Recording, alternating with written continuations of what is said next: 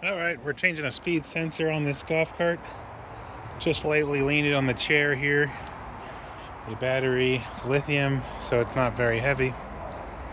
And I've done this a bunch of times with different carts. It doesn't damage anything. I'm going to do it real quick without taking the wheel off, hopefully. Go ahead and remove that. And the other side here.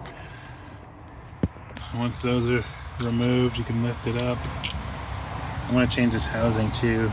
I'm not sure if it's good or bad. There's our speed sensor. You can use a 10mm to get that off. Well, it's our speed sensor magnet, so the whole thing all together is a speed sensor.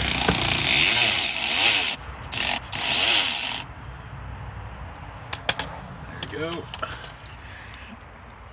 So we're gonna go ahead and put our new one in. Hopefully this new one works.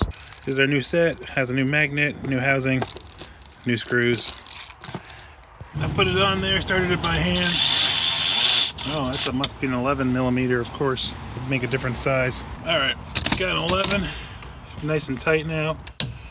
And let's get our new housing thing. Get the screws in here. Should be 8mm, 8mm.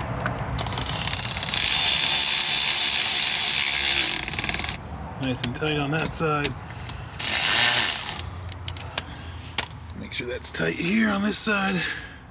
Cool. So now all we do is plug this into this. There we go. Hopefully this works for us. Let's gently put her down.